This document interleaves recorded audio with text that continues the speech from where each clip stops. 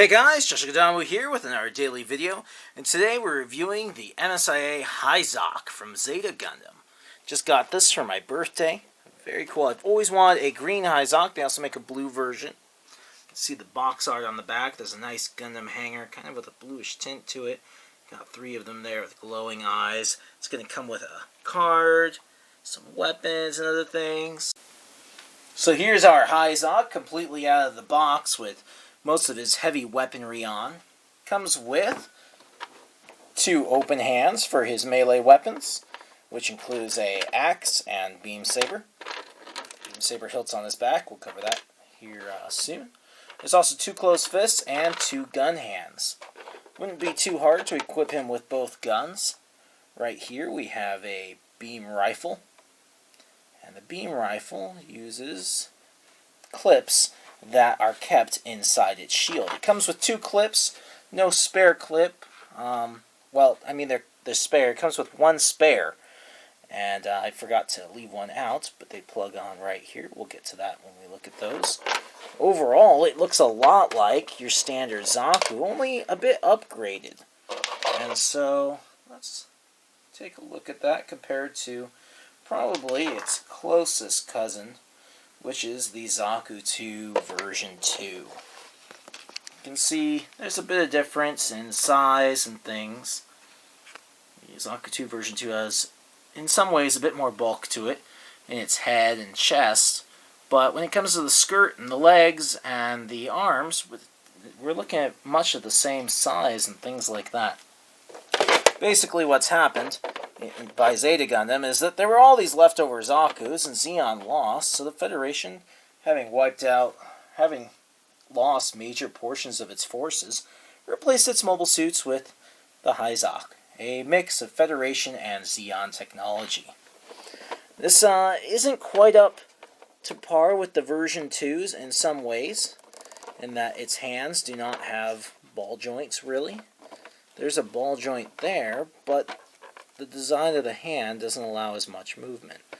But it does have a little bit of wiggle, so that's nice. Hands turn 360 degrees. The shield is really cool. We've got this little Zeon symbol. We've got your standard Zeon type shield there, but it's a bit smaller than the original Zaku's. Our ammo clip does not come off. That's right, it does not come off. There's a little peg right here on the back of the shield, or on the front of the shield, and I've not really figured out why. But this can go in there.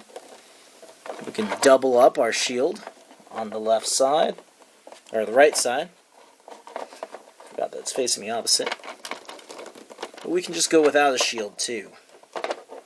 Stick him there. Inside the shield there's this compartment that's pretty cool. And you can see you can fit both beam ammo clips in there. I believe they're called E-packs. Take our rifle. It just has some nice detail to it.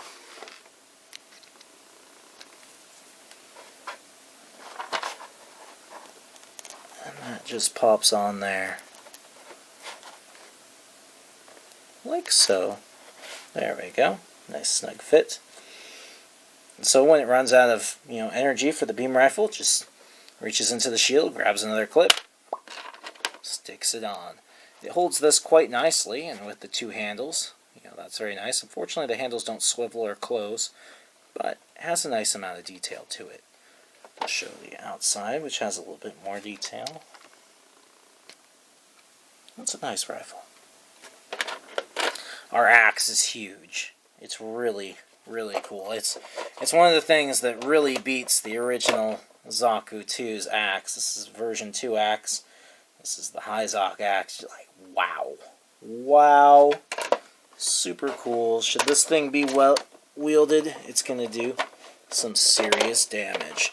The bottom spike here isn't really for holding. It's more of another melee piece. You see this axe looks quite scary in the hands of this mobile suit. Quite imposing indeed. The beam saber we have here on this little hilt, or this little holder. that can also hold the axe. Got a nice long yellow blade. Pretty nice. This is the gun hand, but you can get the idea of how that would look. It's got missile paws. Instead of having missile paws on our legs, these are the Zaku 2 version 2's missile paws. You can see they're comparable, but they've been upgraded a bit. They can swivel. They're running on the waist, which is kind of interesting, but you really couldn't stick them on the legs because now the legs have these extra thrusters, and there's 3 boosters in there. You can see at least 2. Looks like one of them oops. Looks like our beam saber bends a little bit. Be careful with that. That might break. One of these is bent a little, so I was wondering if they're on a ball joint, but it doesn't really look like they are. Either way, extra boosters in the legs. Pretty cool. There's also a spot here and a spot here. I believe that that's not for the shield to plug in, but rather for atmospheric re-entry stuff that does not come with the Hizack. I could be wrong about that, though. The missile pods can come off. They don't attach to the legs at all, but they look very cool. You get a look at the back and the backpack. There's these wings that can go completely around. Some thrusters in there. It's a fairly simple backpack, but a little more complex than your standard Zaku 2. Now, without those huge missile pods there, it's a lot easier to maneuver the arms and do some posing. Those pods just kind of make him stuck like this. They're cool, but they do kind of complicate matters. You can see the Zaku 2 machine gun has gotten a bit of an upgrade. Bigger stock in the back, bigger ammo case, and different visor, basically. Not much more than that has changed. So let's get to the articulation. Articulation, foot has great maneuverability in there. It's double jointed within there, so there's a joint on the foot and there's a joint up into the leg. The knees are double jointed. There's no cables there to inhibit movement like on the original Zaku 2s. The skirt has slits in it, so the leg has great flexibility. Good flexibility here as well.